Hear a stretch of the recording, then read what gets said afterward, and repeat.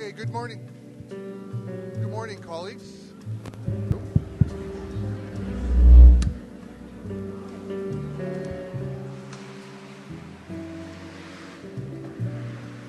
Turn this off. Good morning, colleagues. We're running a little bit behind schedule, so I'm going to make this introduction quick. The first thing I want to mention, a couple of announcements. I would like to welcome our colleagues from Vernon, Nanaimo School District, and a smattering of others throughout the province who are seeing this on webcast. Just one cancellation to make note. The session by Glenda Stewart Smith, QR codes in the classroom, had to be canceled this morning. She has a back injury. And we've replaced it actually with a session by CCI Learning Solutions entitled The Value of Certification. And that's in room 320, session 2. So the same location as Glenda's, but now it's a different presentation. It will now be The Value of Certification by CCI Learning Solutions. It's our great pleasure to introduce to you our keynote speaker, Dr. Jason Ohler. CUEBC's relationship with Jason started about 4 years ago. It happened to be the time that he introduced Biceps 2.0, so we kind of released that at our conference 4 years ago. He used to be a professor at the University of Alaska, and he has recently, in the last year, moved from there down to Arizona. Jason works with pre-service teachers. He continues to work in the classroom with students.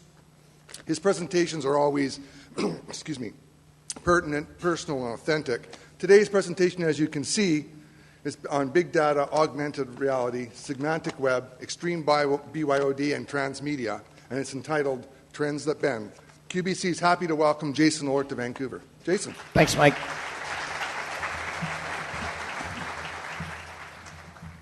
Today has been a religious experience. That is, you sit as you go through 4 dongles and 3 laptops just praying one of them will work. And we have a piece of tape here, and I have this feeling if I don't touch anything, we're going to be okay. So you will see me backing away from my computer, making sure. You know why this is happening?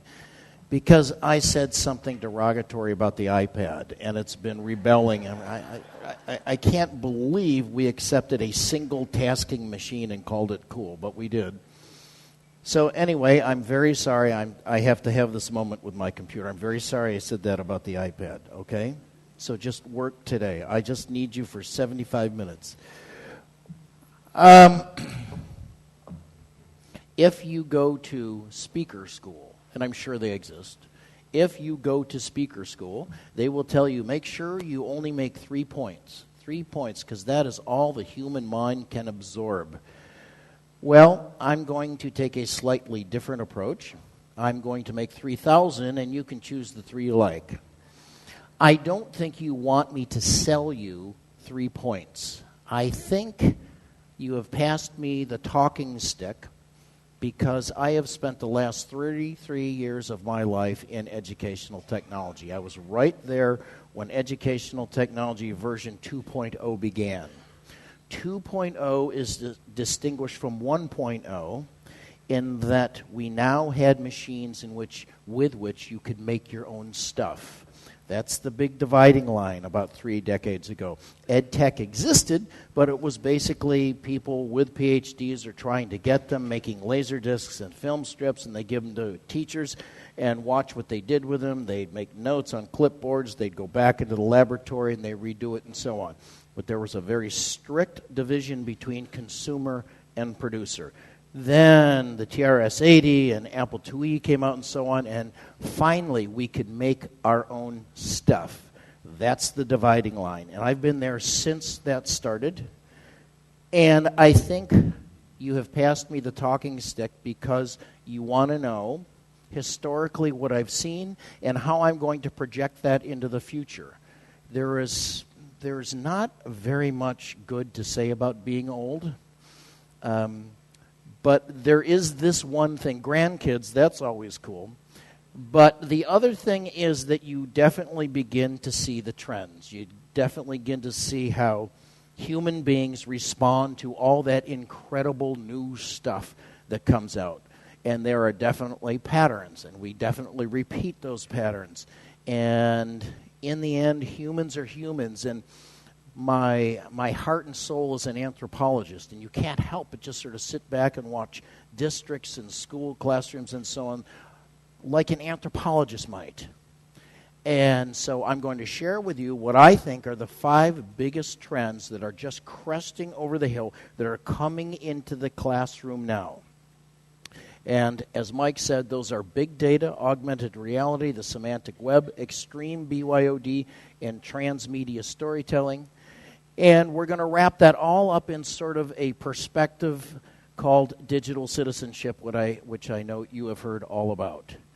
So what we're going to do today is we're going to look at, and let me get out my glasses here so I can read my own screen, another thing about being old, foundational futurism concepts. We're going to look at those 5 bending tech trends. We're going to look at how ed trends bend because the tech bends us.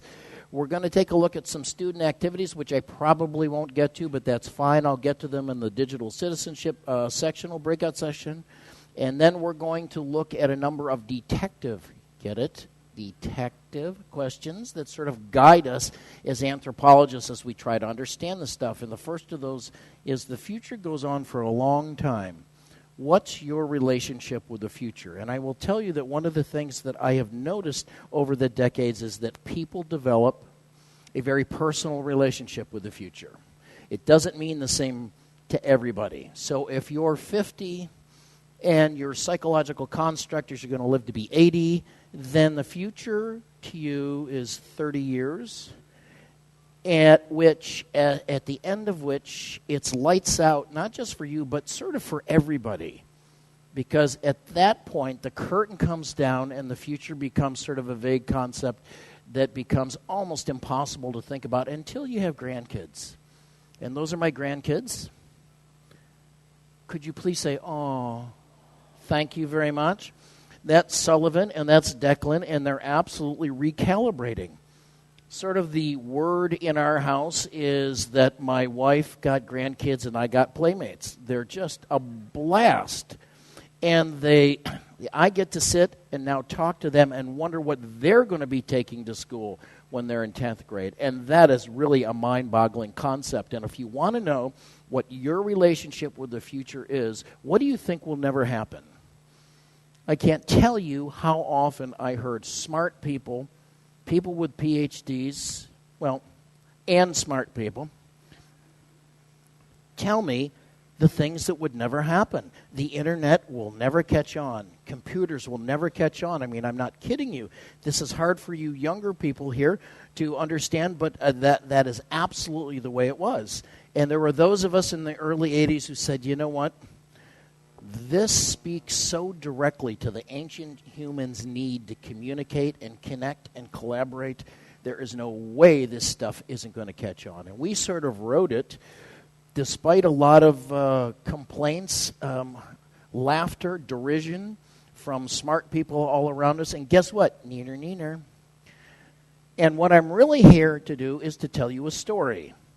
And it's the story of information overload, because what's really interesting to me is a lot of the technologies that we're creating right now, we are creating to address one of the first human-made problems we've ever had in the infosphere.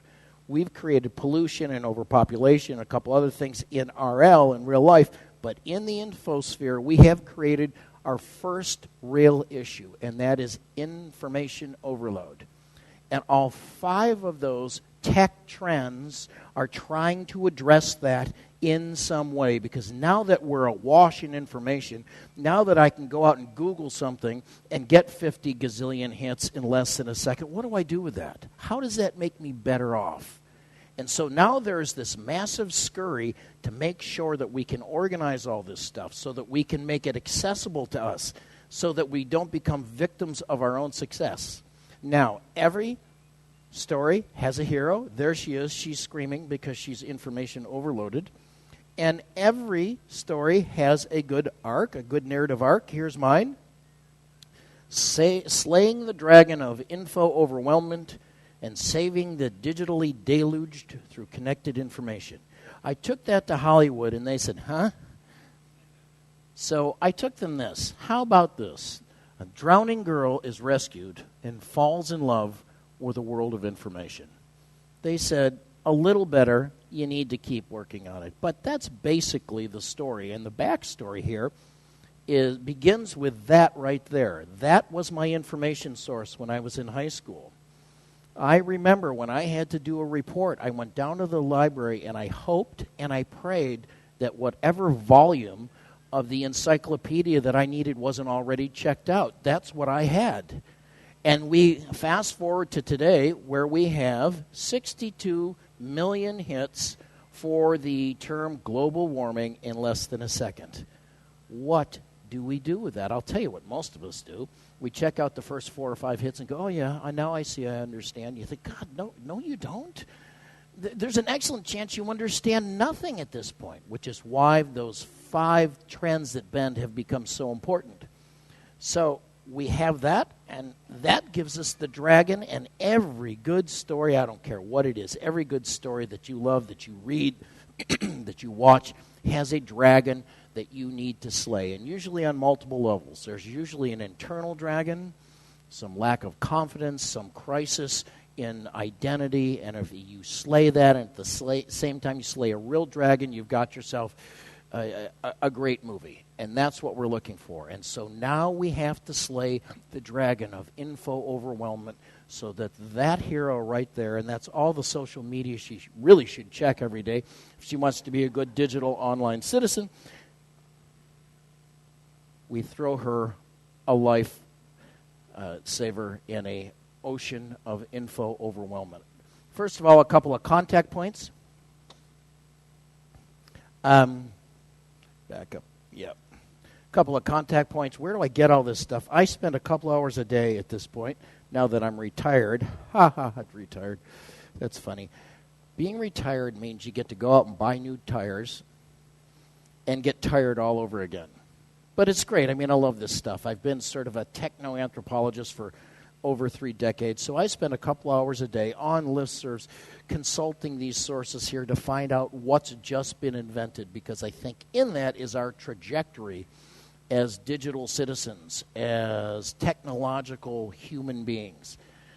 Also, if you're interested in this stuff, I, like Ian and a couple other people, publish in the Committed Sardine. It's free. Go ahead and sign up for it. There are about 6 of us who are, in my opinion, cultural correspondents. So we go out and we find the stories we think you would be interested in as technology-using teachers, and it comes to you once a week.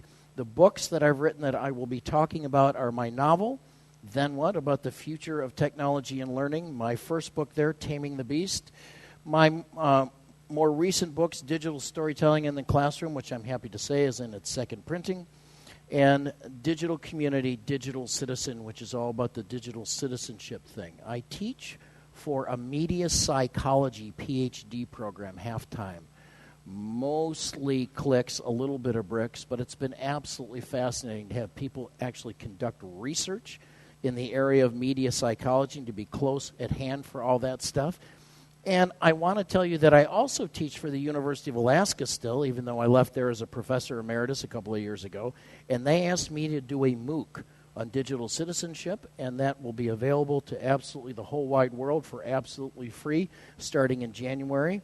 And I'm taking a slightly different approach. I'm saying tweet out right now and tell me what ought to be in that course, because digital citizenship is vast at this point. So send me an email, tweet that out, and I'll pick it up. You don't need to send it to me. And that will be constructed and online in January. And I invite you to be part of it. If you want to connect with me, it's just my name at LinkedIn, at Gmail, Twitter, so on and so forth. If you want to download this presentation, probably in a couple weeks you'll find it right down there. As you can see, I own the version of Photoshop with a biceps option.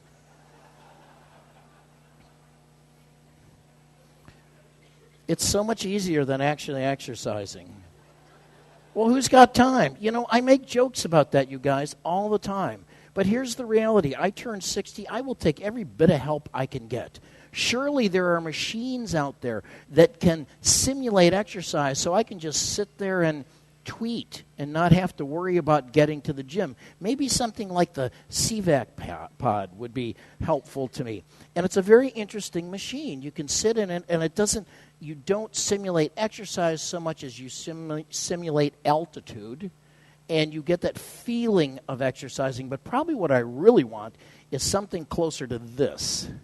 And those are electronic muscle stimulators. And here's the idea. You take those pads and you put them on wherever, and they send sort of jolts of electricity, and it massages your muscles, and you get that feeling of and that result of having actually exercised. You're just sitting there. I'm all for that.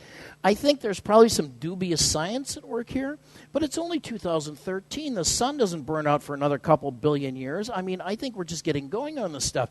And if I can sit in my office chair, and what I can do is just have a couple of pads on me and keep working and down some pills that kill my cholesterol and so on and live to be 110, I'm probably going to do that. And maybe one day I will have the opportunity to look more like that guy. That's me 27 years ago. That's the first article I ever wrote that compelled someone to call me a futurist. Laptops, networks, and the evolution of education. And that was all based on that machine right there. That machine right there had 4 rows, 40 characters, and a 300 baud modem built into it. And this is hard for you young people to understand just how slow that is. You could hear every letter land on the screen. We used to have bets in the office. We'd get up to 3 letters and we'd start betting on what the word was going to be. But I'll tell you, that machine right there took the turnaround time for Alaska correspondence students who lived out in the remote areas of Alaska. That took their turnaround time for homework from 6 weeks to 6 hours. So whatever technology you got at the time has the potential to be absolutely revolutionary.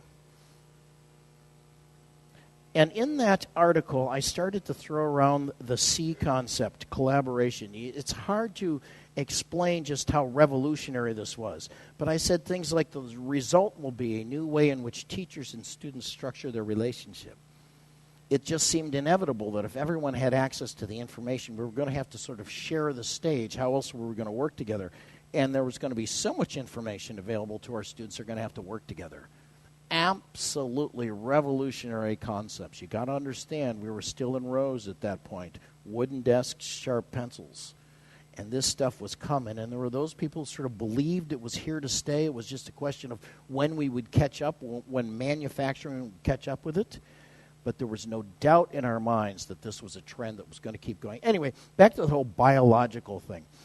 There's that book right there. In it, it's a novel about the future of technology and learning. It is my favorite book that I've written. And in it, I look at some news stories of the future, like insurance company refuses to pay for weekly treatment costs, citing it offered a permanent biological modification. Now, healthcare here and the U.S., I don't need to tell you, are very different ideas. But in the States, what will happen at some point is insurance companies will say, we can tell your kid is going to have, you name it, asthma, and so we will pay completely for the operation that fixes that, whatever that means, or you can pay for the rest of his life to maintain that imperfection. That is absolutely right around the corner. And then they're citing the need to pass standardized tests. Family sues school for withholding neurological enhancement. So here's the deal. We're going to have stuff that will neurologically enhance us. And if that can help a student pass a test, why wouldn't we use it? Look at the math hat. I just love this. By the way, I was just in Switzerland, I think just yesterday or 2 days ago, working with 200 9th, 10th, and 11th graders, and I pitch them stuff like this. And the game is, when they're working with me, they have to make the rules for how to use this in school. So I said, this is in its infancy, but here's where it's headed. You're going to be able to put on a hat that will improve your math scores. Should we have these in school? And What's the first thing they said? That's ugly. Okay, it's ugly. It's ugly. We'll let the fashionistas loose on that. We'll give it over to Sir Jonathan Ivey. He's going to turn it into something absolutely gorgeous. Let's not worry about that right now. You put on a hat, and you're better at math. Why wouldn't we do it? That is question number 3 in detective questions. Why wouldn't we do it? Philosophical reasons, fairness reasons, financial reasons. And a corollary to that is if we can do something, we will. It's just the way we're built. If there is an intellectual or creative mountain to climb out there, we'll climb it. And a corollary to that is certainly the medium is the massage. I was fortunate to have Marshall McLuhan as a teacher all those years ago. And it took me about 20 years to understand that, but now I think I finally get it. The nature of the technology and the medium itself will determine the kinds of human behaviors that we will gravitate towards, simply because we can do something. I give you a car, and you think, I wonder where I can drive. You didn't have the question, I wonder where I can drive, before the car. In fact, I'll tell you something I used to do. I used to take a hammer, and I would walk down to the front row, and I'd give it to somebody who was listening. I'd say, excuse me a moment, will you hang on to this hammer for me? Now, just imagine how strange that is, right? If I'd stopped right now and said, excuse me a moment, and gave somebody a hammer. And they just sort of look at me, yeah, like, well, if you don't feel comfortable with a hammer, maybe it's a good idea that I hang on to it. And then in a couple of nanoseconds, you know what they would do? They would start doing hammer things. You sit there with a hammer, and it's hard not to go like that. It just compels you to do that. And I would say to them, look, I'm not picking on you, but did you have the desire to hit something before I gave you a hammer? No. I said, then the hammer told you what to do. Oh, I'll tell you what, human beings, they don't like this. No piece of technology is going to tell me what to do. I am in control. But the reality is, just like Maslow said, if you've got a hammer, the world does look like a nail. You begin to think in terms of what I can hammer down. And as McLuhan was alleged to have said, we make our technology, and thereafter our technology makes us. So we create this thing to do this thing, and then we go, hey, you know what else it will do? And off we charge. Okay, back to the story. The setting of the story, well, our story begins a long, long time ago, sometime last week, when everything changed again, because we're sitting in the Kurzweil acceleration, evolution, acceleration, technological acceleration curve. And so if you look at this right here, this is sort of the evolution of technology to just about now, and now we're in overdrive, and we're massively connected, massively connected. And what that means is it puts us on a roller coaster without a braking system. As a matter of fact, the only braking system we have right now for the evolution of technology is digital citizenship. If we want to stop and think about what it is we want before we create it, we might actually behave differently. My tendency is to think that's not going to happen, and that poor girl is going to be stuck in her social media circle for a long time. And if you want to read about this, I just loved this book, Present Shock by Douglas Rushkoff. It's sort of the follow-up to Future Shock, and he talks about things changing so quickly that basically we're standing in the middle of the timeline, future and past, and just sort of vibrating, unable to see in either direction. He's very eloquent about it. Just to give you an idea, I subscribe to the Kurzweil newsletter. Anybody else subscribe to that? Oh, my God, I'll tell you, every time I open it, I go like this. I click on it and go.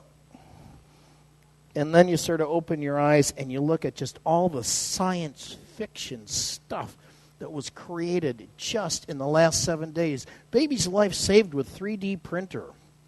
Google introduces new search tools to try and read our minds. Well, of course they're going to do that. That's sort of old news, isn't it? Controlling a flying robot with only the mind, and so on. And I mean, they're just getting warmed up. And then there's that math hat. You know, I'm obsessed with this math hat. Okay, so let's say it's really, really good looking. And I'll give it to you. I'll give it to you. Instead of a textbook, instead of an iPad, or along with the iPad, I'll give you the math hat. Everybody wears the math hat. Everyone does better in mathematics. Are you sure you don't want one? I mean, you bring calculators to school, you use Excel, you got iPads. Why wouldn't you want a math hat that massages you neurally to make you better in math? And that stuff is right at our doors. I mean, why wouldn't we do it? But here's the thing, when do we even talk about this stuff? When do we even in a regular curriculum talk about this stuff? We will look back at this era of education and realize the opportunity we missed. And that is students should be studying the changing times in which they live. It's an absolutely fascinating subject to them, to us, and everything we need to sort of discuss academically is at least implied there, depending upon how you tease it out, it's all there. And a lot of this happens because of our STEM obsession. We are obsessed with STEM. Science, technology, engineering, and math, and could we please add art and make it STEAM? Because I'll tell you what happens. Engineers, God bless them, they make this great stuff. They finish a project and they go, okay, what color shall we paint it? I don't care.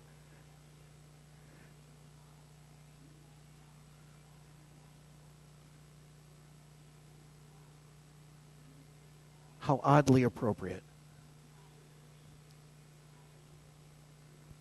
So here's what happens. The engineer, they make something really, really cool, and then they say, what do you want to paint it? And they go, I don't care. What's on sale? Well, there's this color green that everyone hates. Okay, let's paint it that. Because it's going to have the same engineering value. So please, please, please, could we bring the artists in on science, technology, engineering, and math? Because here is a very interesting fact. As of, and this is a couple of years ago, 92% of all scientists and 85% of all engineers who have ever lived are alive today. That was a couple of years ago. And we're not even counting all those programmers and innovators who don't make it onto our radar as scientists and engineers. We are just out there making stuff. We live in a huge art studio. The internet is a huge art studio. We're all looking over each other's shoulder going, what are you doing? Oh, that's cool. I like that. So like Twitter, you know what? I'm going to add pictures. I'm going to add video. I'm going to invent Pinterest. I'm going to invent Vine. And we're just getting warmed up. It's so funny to me when somebody emails me and says, God, there's a new service. They've finally done it. This is what I've always been waiting for. And I go, it's just Tuesday. You're going to tell me that on Friday about something else. I mean, it just goes and goes. And so the questions that we ask ourselves as detectives is, how do we change things as they're changing? How do we change as they're changing? And are we changing things we're going to regret at some point? But in order to have that conversation, we have to ask ourselves, when do we talk or even think about this stuff? Okay? Now, every good character needs to have motivation. Now, she is motivated in a number of ways. A great way to start our consideration of motivation is to go directly to Maslow. It's a great place to start. It still works in a lot of respects. And after we get food, clothing, and shelter, we can look at some of those things that Sir Ken and other people talk about. But the reality is that not drowning in information at this point is a survival skill. This is what we need to do to stay intellectually, creatively, socially alive. So I'm going to suggest you go to Michael Dotouros, a writer whom I really, really respect, died a few years ago, was head of MIT computer science, and he is well known for looking at the trajectories of technological evolution, not in terms of what's new, but in terms of what's old. And he said, once you understand the ancient human in each one of us, once you understand what you have in common with people who were alive 1,000 years ago, you're going to understand where technology is headed. And his writings are absolutely brilliant in that regard. And, of course, there's my teacher, Marcia McLuhan. And by teacher, here's what I mean. I never signed up for any of his courses. None of us do. We were too afraid. But what we would do is we would just crowd into his modern poetry class, which is where he held forth, and we would just sit and wait. And inevitably, it happened. He would read a line from T.S. Eliot, from W.H. Auden, that seemed innocuous enough, and he would say something like, well, that reminds me of the impact of Xerox machines on political campaigns, and off he'd go. And that's why you were there. And they were absolutely life-changing times for me. That is his tetrad, and that to this day is probably the most effective universal tool for understanding how technology evolves and impacts us. And he says that every technology reverses, retrieves, enhances, and obsolesces. Look at Facebook. It certainly obsolesces the need to be face-to-face to have communication. It enhances that communication in a lot of ways. It enhances a phone call by being able to project images and videos and so on. This is the one that really interests me. What does it retrieve? It retrieves old-fashioned community. When we got a telephone and we got a car and we left the farm, I never expected to see my cousins more than once a year because we had a vacation. We'd drive to New Hampshire and I'd see all my cousins. Now I can see my cousins every day on Facebook. I have never been so surrounded by my immediate family in my life. We have retrieved old-fashioned community with Facebook. And I want students to understand. I want this to be part of the curriculum somehow. I want them to understand that every technology connects and disconnects. Every technology connects and disconnects. There are no exceptions. My glasses. What's wrong with glasses? Glasses are wonderful. Look what they connect me to. They disconnect me from those people upon whom I would have to depend if I didn't have them. There is no technology for which you don't pay some kind of price. And there is no better example of that than that microwave right there. Microwaves, innocuous enough, no big deal. The microwave has obsolesced the necessity for us to have family dinner. Technologically, I'm not saying socially, technologically. When I can say to a 7-year-old, take this bag that's in the refrigerator on the lower shelf, just open it up, put it in that machine, hit 2 buttons, and out the other end comes something that's reasonably nutritional, we no longer need to have family dinner technologically. Let me tell you something very interesting. There was the mortgage meltdown about 4 years ago.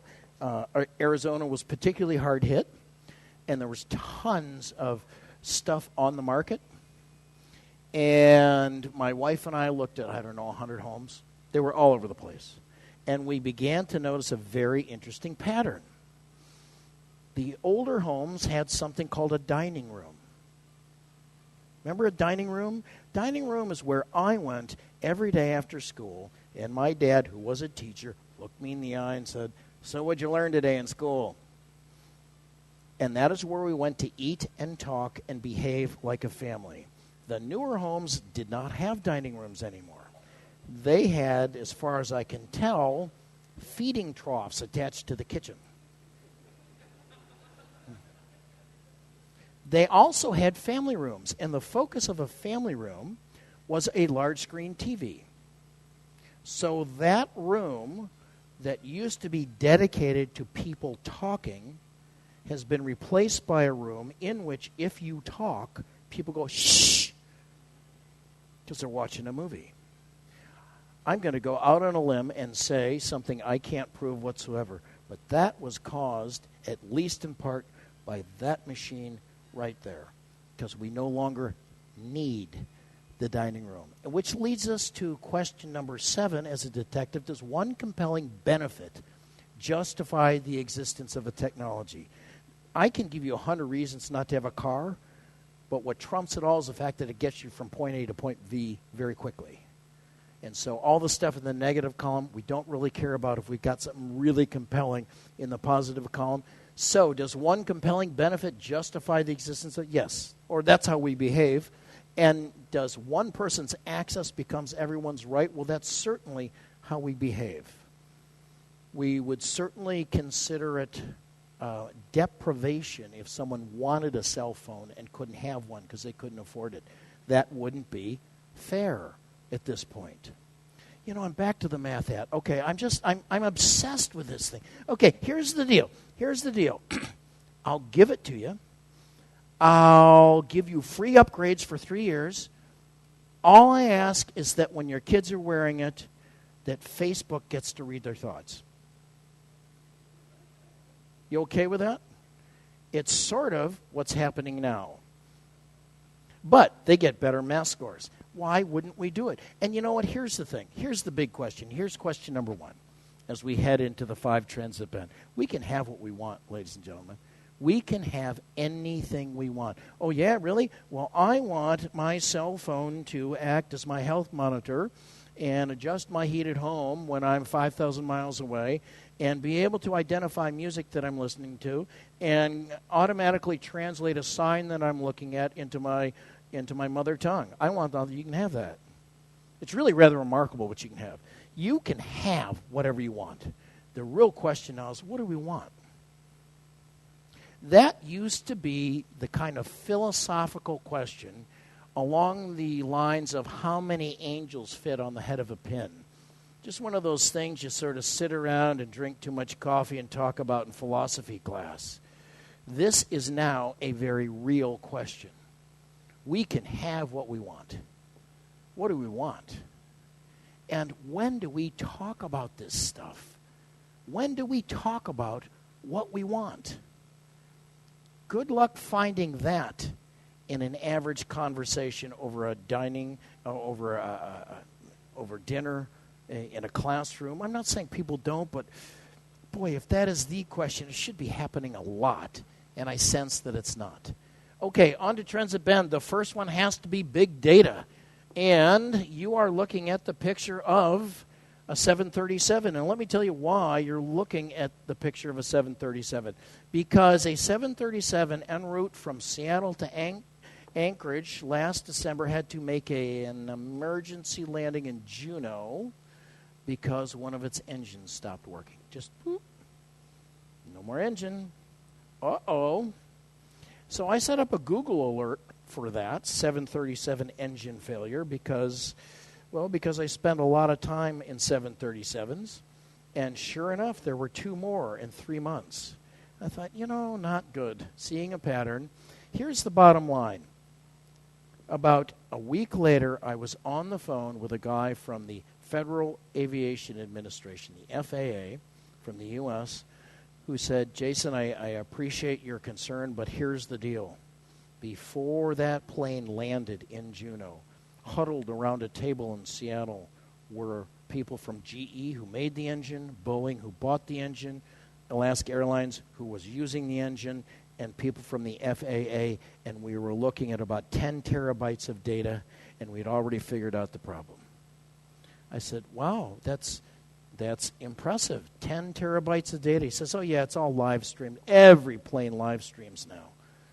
And you know what? You can be really, really impressed by the fact that planes live stream data, but what I'd like you to be impressed about is the fact that 10 terabytes is nothing anymore.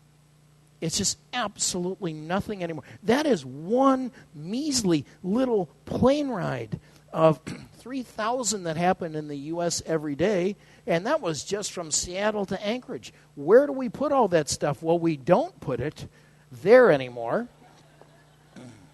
That used to be the limitation, but recall McLuhan, the medium is the massage. Now that I can have terabytes and terabytes of data stored, I will do that. And we will grow into that. And we will do whatever you can do with that much data and without those constraints. So how big is big?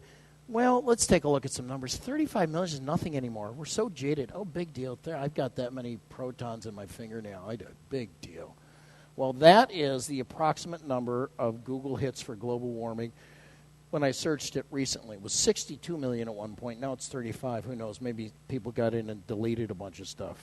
294 billion, the number of email messages sent every day. 700 billion, approximate minutes per month spent on Facebook. Yeah, let's back up. Yeah, that just seems like a lot to me. I don't know. 1 petabyte.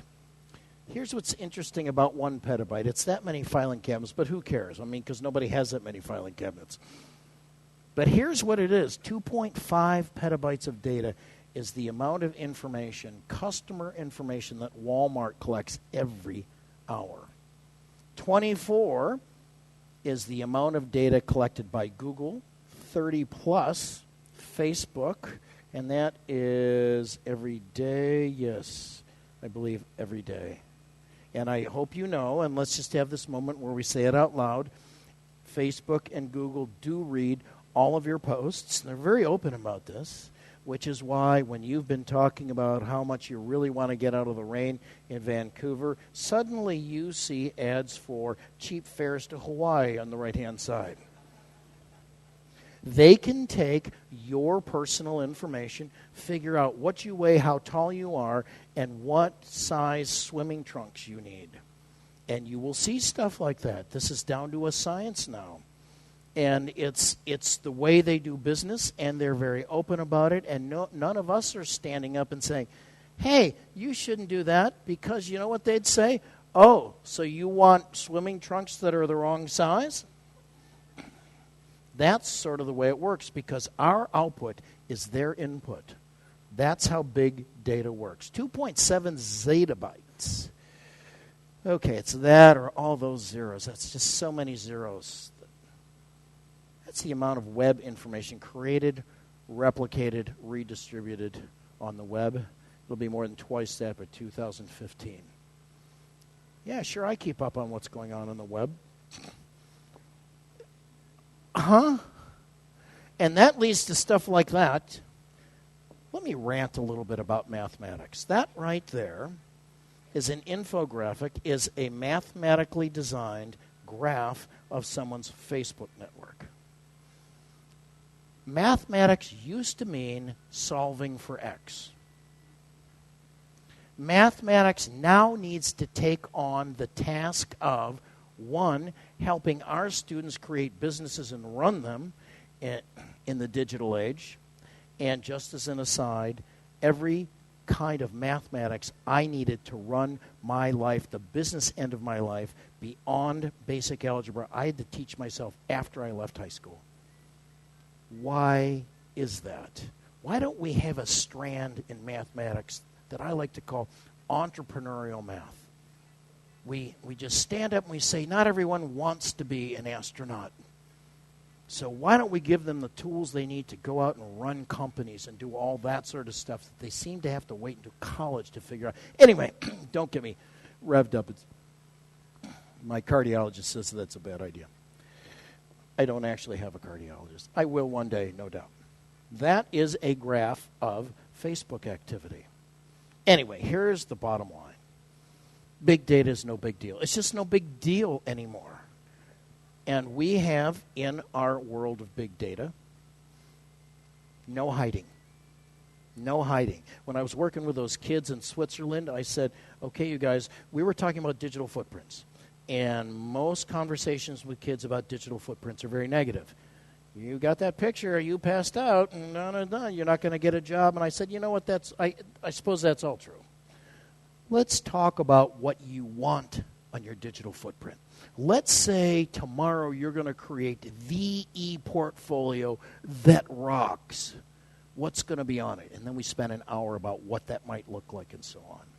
We are at the point where there is no hiding anymore. I don't care who you are and what your intentions are. You can get in your 4x4 and drive out into the middle of nowhere and unplug, and people are still going to write Facebook things about you and say, anybody seen Bob?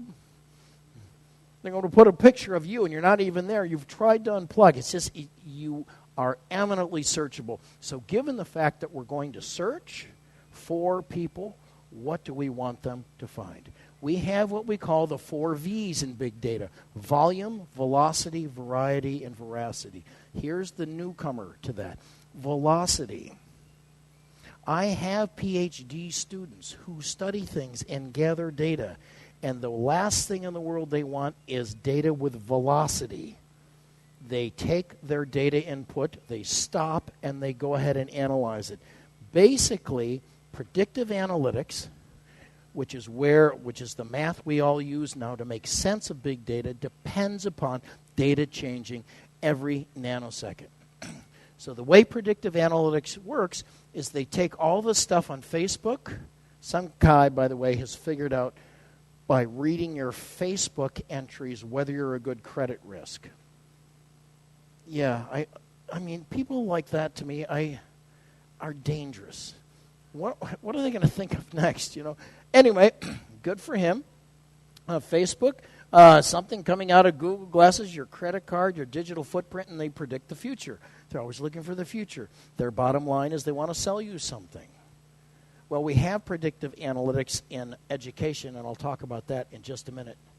Our output is their input. And more importantly, once they're done analyzing all of that output, their outputs become our choices.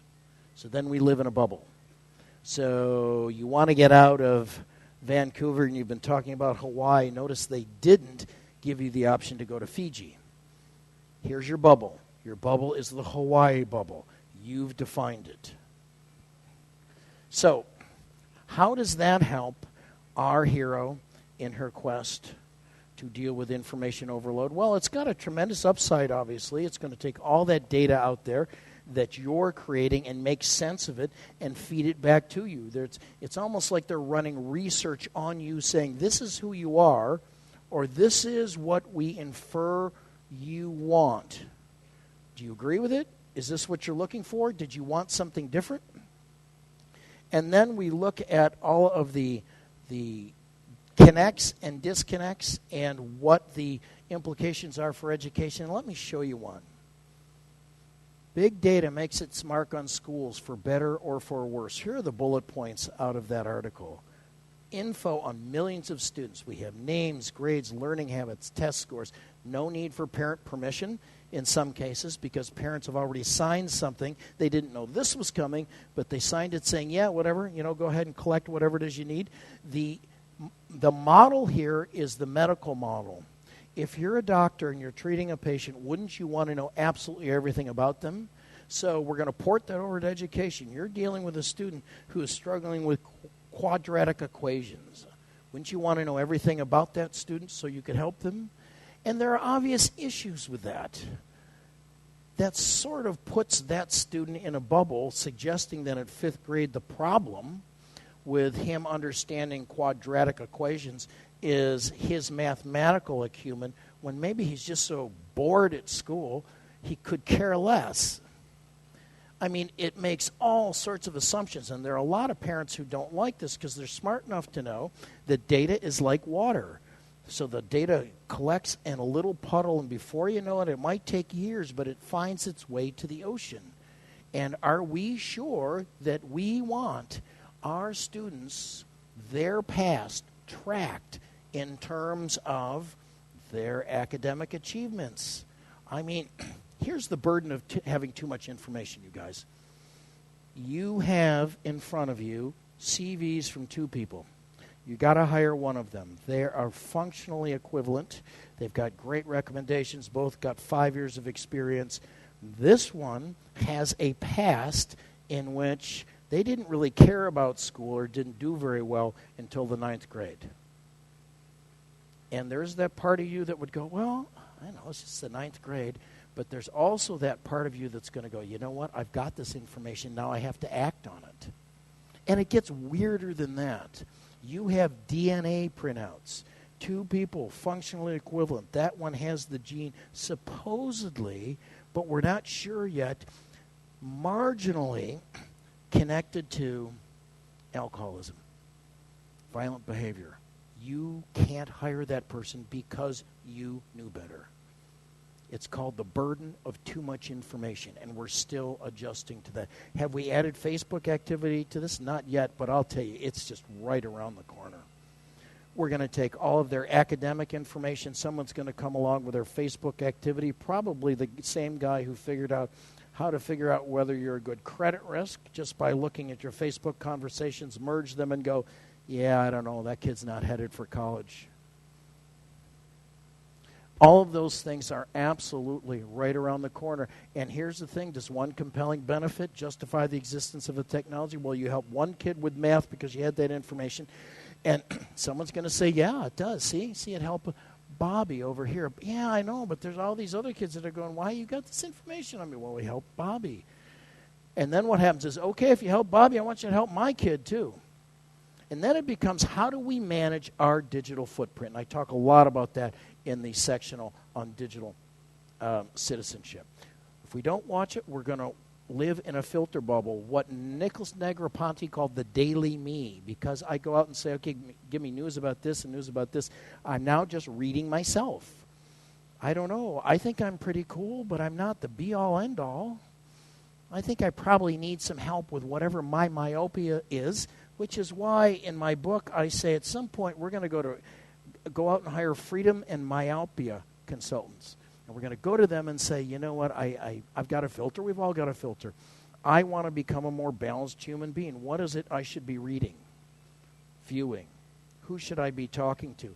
In one of my courses with my media psychology PhD students, I have them create a media inventory. Where do you get your information? I don't have them turn it in because it's usually too embarrassing to them. And then I say, I want you as an anthropologist, as a social scientist, to stand off to the side and say, what is the bias and the filter built into your information resources? I really recommend you all do that. You will be absolutely fascinated by what you find. Trend 2 has got to be immersion, or as some people call it, augmented reality. There we go. And the deal is this: we're immersed in the cloud. We're absolutely immersed in the cloud. As Sherry Turkle likes to say, always on us. There you are. And so how does this help our overwhelmed hero of our story? Well, here's the deal with augmented reality. How many people have messed with it? Okay, so what it does is you're walking down the street, and by virtue of where you're standing, information comes down to you. Or by virtue of the fact that I look through my iPhone, my iPad, my Android, and I'm seeing something specifically, more information comes down. I'm going to show you some examples of that in just a second. The people who do AR and immersive reality say that the true benefit to all this is that we can now associate two pieces of information and almost guarantee their relevance. Sort of the opposite of spam, that's scattershot. And we all sort of dig through our spam every day until we find that one thing we go, oh, I'm glad I got that, but I sure wish I didn't have to get the other 300 emails saying, if you just give me your bank account number, I'll make you rich. Signed somebody in Nigeria. I mean, I get those all the time. And we don't want those, but we want that one that actually has value to us, and that makes a very definite connection. So here is Kara Heitz. She was the Alaska Teacher of the Year in 2012. She is doing visually based augmented reality, and I'm about to show you how this works. I do augmented reality art galleries with K-12 student work. It's just absolutely one of my favorite things to do. And so as she looks at that piece of artwork, what comes up on her iPad is a movie by the artist explaining her process. Just great, great fun stuff. So it's guided by what you see. It's also guided by where you are. So if I'm standing next to a lighthouse in Alaska, because GPS is so good at this point, it knows I'm there and says, do you know the history of this? Da-da-da-da. You might want to go check this out, so on and so forth. It just adds that second layer of information. The idea here is we're going to take virtual reality, real life, blend them, and get something called AR. And if this is beginning to look a little bit like the Matrix, it's because it is the Matrix. If I can look at that wall right there, and we all just see a wall, and I look at it, and I see a painting on that wall, I'm in the Matrix. If I look at you, and all I see is you, but I look at you through this, and up comes all sorts of information about you, you're in the Matrix. So the Matrix is here, sort of low level, but it's absolutely here. By the way, one of the issues that the Swiss high school kids dealt with when they were working with me is Google Glasses. Should we have them? If so, how would we use them? And if so, what rules? I'm all about digital citizenship. To me is a downer. If I want people to walk away from me at a party, I just go, yeah, I'm into all the reasons we shouldn't use technology. You want to talk? And they just sort of, no, and they head over to the punch bowl. I think our challenge with digital citizenship is to make it fun. And so I try and make it fun. So I say, you're in charge. Google Glasses, they're coming. Should we have them? What should we do with them? You regulate them. You're in 10th grade. You're doing the policy. What does that look like? So this is 60 seconds long. Oh, I need some audio there. Oh, man. Really? So he's seeing all that up here in his eyeglasses. And it's giving him that information because it knows where he is. Guy. Hey there, little guy. Sweet. Remind me to buy tickets for Monsieur Keynote tonight. Where's the music section?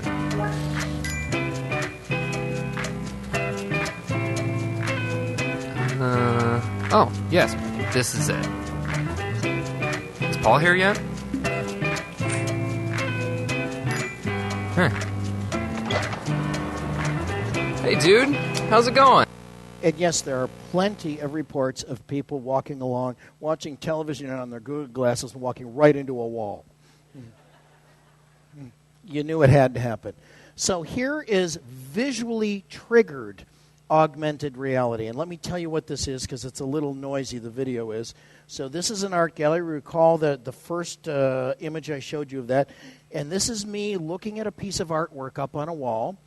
The artwork is in two pieces. And it's called, I believe, Our Two Selves. And what's hanging in real life up on the wall is the image, the student's image of how she feels others see her. What floats down from the cloud is her image of how she sees herself. Okay? So, with that in mind, here we go. A little bit of original music there.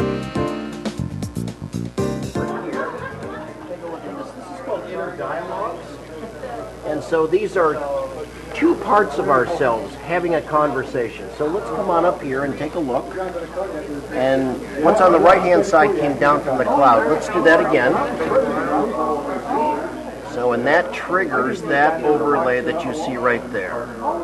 Let's take a look at this one here. Triggers that overlay that you see right there. So you can do just about anything you want. The idea here, or the goal here, is to blend what's in RL, real life, with what's in VR, virtual reality. And the result is you get a new art form.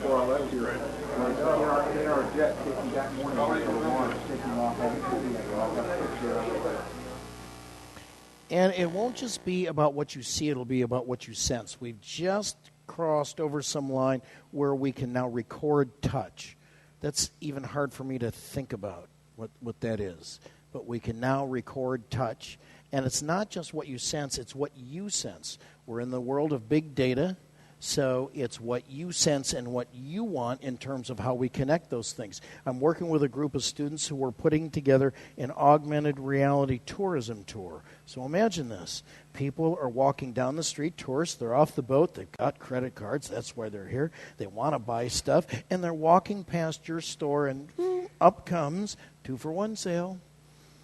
And what did that store have to do to get in on that? They had to give a donation to the educational technology program at the local high school. Seems fair. You have all sorts of interesting projects out there where they tag ecosystems. So as you walk around, stuff comes up as you're near a particular kind of plant. Or because you look at a church, up comes the history that the students have gone out and researched and connected. Look at that. The kissing bot. Go there. I know it's hard.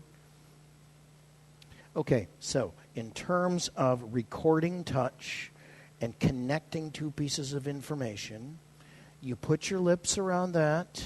Someone on the other end of an internet connection who also has one of those, with whom no doubt you have a deep and meaningful relationship. And if that looks a little hokey to you, imagine version 3.0. Okay. It's not what you see, it's what you sense. and it's what you sense. So what are the upsides, downsides? What's all this for education? About to play another video here. This is a virtual field trip as seen through Google Glasses. All right, here we go. Holy cow! Wow. Okay, I'm gonna try to get my brother's class in on this. Okay, Glass. Hang out with Ryan's class. Wow. Hello, everybody. Hi, Drew. Welcome to CERN. We made it. We're here. This is the CMS. That's incredible. This is one of the most complex machines ever made. Wow. Very excited. If we want to see back to the very beginning of the universe, the only way we can do that is with a beautiful machine like this. This tunnel is 27 kilometers long. Fewer people have ridden a bike here than have climbed Mount Everest. Crazy. Does anybody have any questions? John, how long does it take a proton to travel the whole loop? How cold do the magnets have to be superconducting? What is that? If you added up all the protons in this entire tunnel, it would fit into the space of just one single grain of sand. We can say goodbye to our trusty bike here. Bye. Thank you, Steve and Freddie. Cool stuff.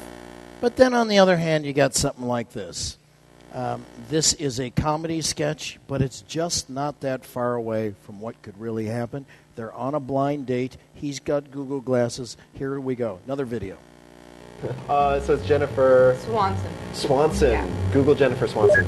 That's a lovely name. Cute. Do you like dogs? I do. How did you know that? Okay. If there's one thing everybody loves, it's Downton Abbey. Oh, I love Downtown Abbey. Yeah. I especially love the one chick, Countess Violet Crowley. Crowley. Yes, Yes. her. She's amazing. Mm-hmm. Yeah, she has quite the sharp tongue. Yeah. Did you know that role was written for her? And by her, I mean actress Maggie Smith. Wow, we have so much in common. We really do. Run! Oh, man. I know, that's what I was saying. He should totally run for president. Politics are so important. Okay. So there is a bar in Seattle that has barred Google Glasses. They would like to be the one place you could go where you're not being recorded. And inevitably we will have them in contacts. Yeah. And so 6 privacy officials from 6 different countries have gone to Larry Page and said, hey, what's up here? But when do our students talk or even think about this stuff? That's the real crime here. When do we engage them in conversations like the ones I had with the kids in Switzerland, where they have to think about this stuff on balance, how it connects them, how it disconnects them? On to trend number 3. It's got to be the semantic web. It's that real sleeper. It's that one you don't see. It's about Web 3 and Web 4, and how it helps our hero is it really radically reconnects information below the surface of the web. And I love to show this picture right here. Look at that. I have no idea what that is, but I wanted to share it with you. That to me, I fancy that's the beginning of Web 4, the Internet of Things, but I can't prove that. So Web 3 is the web of interconnected data. Web 4 is the web of things. Here's what we need to understand. The web is going to be drastically rewritten. And I tell people that, and they go, oh, God, who's going to do that? Like they're going to put out an RFP and get a group of 10 people to rewrite the web. We all rewrite it. We rewrite it all the time. I had some of the early web pages out there on the web so long ago, and my newer web pages, and I maintain my own pages, don't look any code-wise. There are remnants, but there's all sorts of new stuff. So it will be absolutely rewritten, and it will be rewritten to be based upon suggestions and assumptions. And let me show you how that works. Well, first, let's back up a little bit. So let's take a historical running jump at this stuff. That was the heart and soul of my life as an educational technologist and an online teacher. And that computer was about that big, and that was a mainframe, and didn't have half the power of my iPhone that my iPhone has today. And I wanted to show you, I'm about to show a video here. I have a 7-second clip from an IT meeting in the 80s.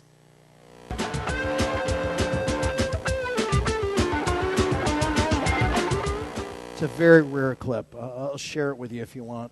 It's going to be worth something someday. So anyway, we used to plug in with our 300 baud modems. We'd go onto the mainframe, and then the BitNet and Usenet and all that stuff pre-internet and early internet sort of looked like this. So the mainframes would connect each other, and if I wanted to talk to you, I had to go through the mainframe. So Web 1.0 sort of started out like that, with lots of data going out. The nerds were in control, and we'd say, "Nerd, could I please have some information?" "Yes, you can, because I write all the stuff." And then Web 2.0 came out, and now we go from connecting from mainframe to web page to web page. And the whole read-write thing just takes off. Web 2.1 comes along, very unnoticed except for people like me, when it goes multimedia because we have the bandwidth. And finally, we get to Web 3. And here's what's fascinating about Web 3. We're not just connecting page to page anymore. We're connecting data piece to data piece. Every piece of information on a web page, every piece of information on the web page has a web address. And it makes everything so much more organizable.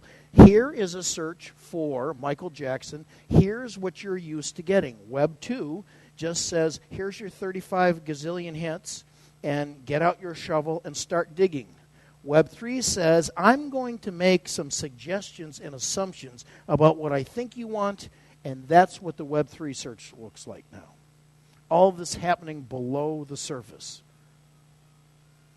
It's all based on suggestions and assumptions that a programmer or a program makes at some point.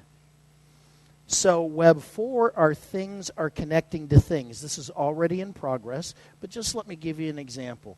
Your car senses that your tire is low or maybe gashed or you need a new tire.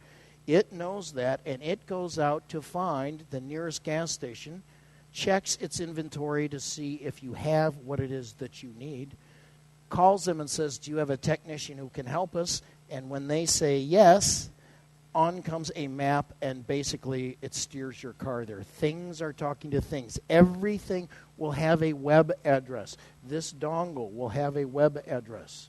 A bottle of wine will have a web address.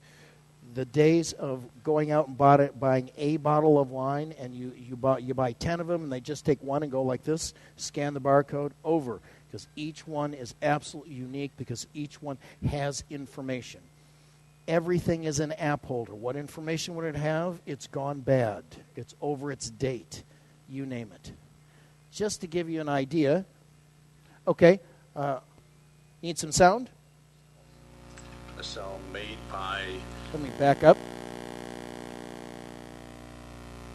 We're here today to announce the first synthetic cell. A cell made by starting with the digital code in the computer, building the chromosome from 4 bottles of chemicals, assembling that chromosome in yeast, transplanting it into a recipient bacterial cell, and transforming that cell into a new bacterial species.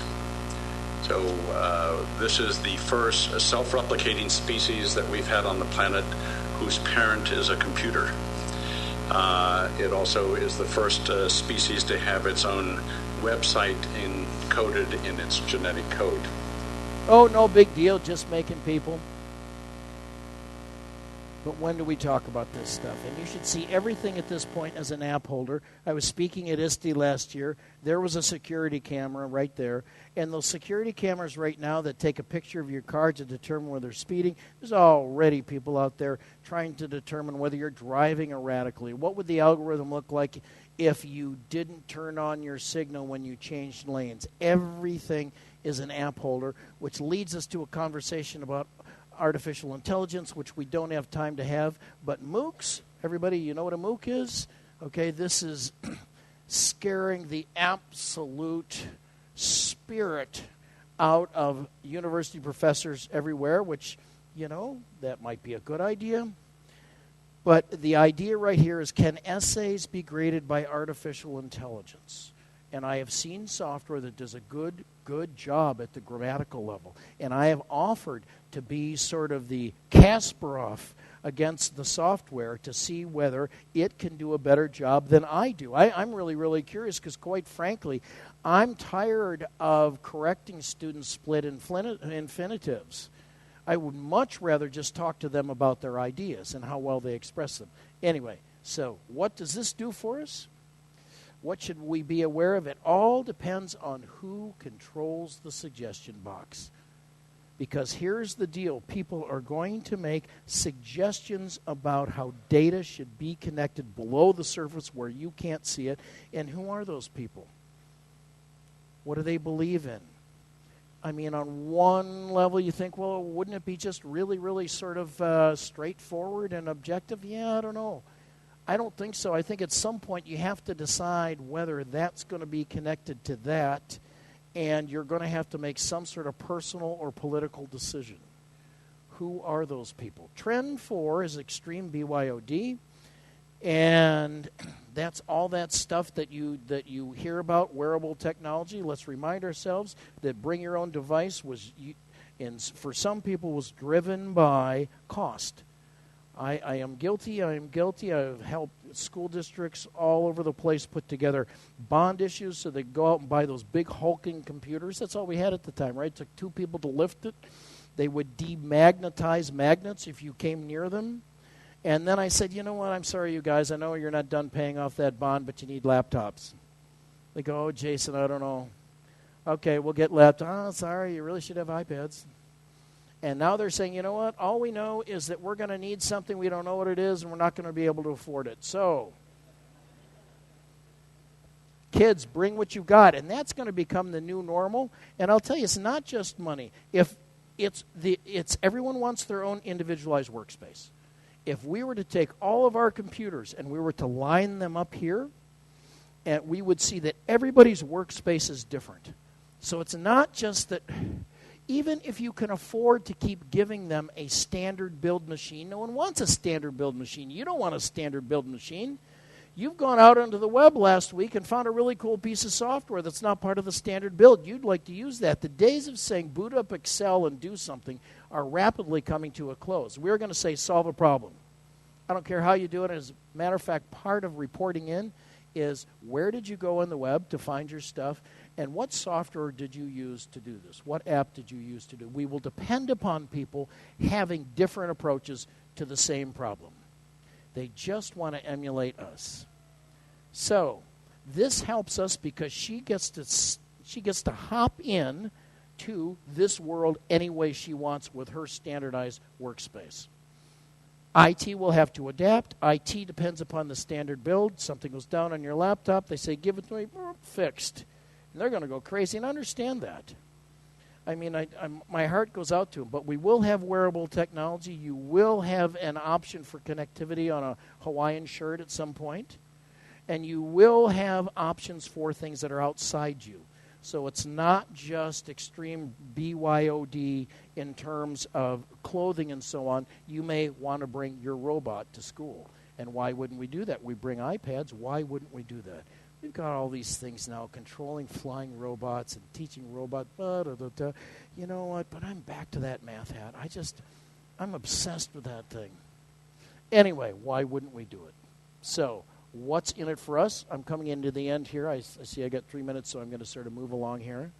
Here's the deal, you guys. We are at the crossroads in education. We are the generation of educators that are here to help our students blend their digital and non-digital lives together in a way that's responsible and inspiring.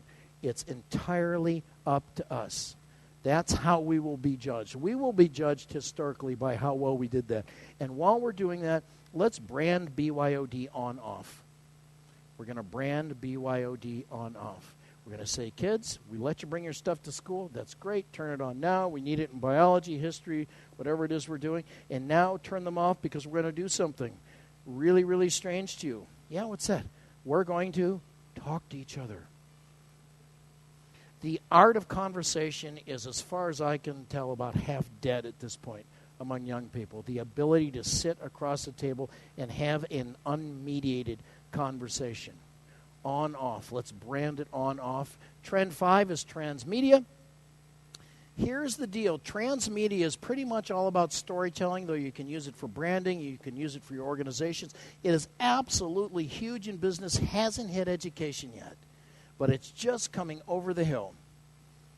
It helps her because when we tell our own stories about our own experiences, we get to own our experiences. We get to take all the stuff that happens to us and have it make sense to us. So, how many people have seen Heroes or heard about the Heroes TV program? Tim Kring coined the term the whole buffalo, and he was one of the first people to come along and said, Heroes isn't just a TV show. It is a TV show. It is a game. It has a Twitter feed. It's on Facebook. It's on LinkedIn. It has comic books. He is the guy who came along and said, we're going to use the whole buffalo. There's no such thing as just a TV show anymore. It's a very concerted effort. And you can go to a store, you can buy the sword that Hero uses, flip it over, and there's a paragraph that advances the narrative. They introduce a character for 1 week and then produce a novel about her. They have portals that say, come on and tell us what other characters we should have. You got any pictures you want to upload about this? The whole thing is very, very much driven by storytelling and the whole buffalo, and that guy right there, Henry Jenkins, who said fan involvement and spreadable media is absolutely the future. Spreadable media, imagine a big butter knife, and there's zeros and ones, and you're going over Twitter and Facebook and your blog and everything. Everything just spreads together at this point, and we involve fans in ways that we never, ever thought possible. So what are the disconnects, or what are the things we need to be concerned about? How do we make students fans of math? How do we coordinate all of those channels in a transmedia campaign? These are our challenges. Wouldn't it be better, wouldn't we be more able to make them fans of a project rather than a content area? Up to you. But if they live in a transmedia world, and if we want to replicate that, or at least make school look a bit more like the world that they're used to, we need to find ways to make them fans. What's the upside? We're in the multi-world at this point. Multimodal, collaboration, literacies, intelligences, because we're using all this media. We have so many portals, ways for people to become involved in the information set. And Art, the fourth R, it's finally here. It is finally absolutely here. It absolutely needs to become the fourth R. It is a literacy. That girl right there, to be fully literate, needs to be able to draw and use Photoshop, because the bottom line is that we have moved from words to the media collage as the foundational literacy, and we will add whatever is new to that, because the bottom line is literacy has always meant consuming and the producing the media forms of the day, and we want our kids to be able to write well whatever they read. 10 years ago, that didn't include new media. Now it does. As of iMovie, we want them to write well whatever they read. It used to be we just consumed media. We don't anymore. We can now write it. And schools are everywhere trying to sort of deal with what that really means. And critical thinking, I think I made that up. It blends critical and creative thinking. It is really too bad that we pit those two things against each other. Storytelling. So trend 6, and I don't have time for this, and I'm not going to talk about it, but I do want to put Ray Kurzweil up on the screen, because he is all about singularity. He pops over 200 pills a day these days to stay alive so he can download his brain. I'm not kidding you. But while we've got him up on the screen, let's give him the Borg helmet. How many people have seen the Borg? Oh, it's absolutely the best. We'll give him the eyes from the Terminator. We'll give him my upper body, and he's ready to roll. By the way, I saw this recently. That's how we're going to look in 100,000 years. So if your kids already look like that, maybe they're not weird. Maybe they're just highly evolved. And so, coming into the end, this is where we are. Finally, she's happy. A goofy kind of happy. But finally, she's happy because although she is swimming in an ocean of data, that data is well connected through the semantic web, through webs 3 and 4. She gets to interact with it however she wants because she has so many options through extreme BYOD. She gets to tell her own story because she has so many ways to do that. And education will never be the same. And the educational bends that bend are critical thinking, all the new literacies that come along with that, and we have digital citizenship to give us a sense of perspective and balance. When do we even think about this stuff, you guys? I don't know, but I do hope that it's soon. And in the meantime, please go tell your story. Thank you.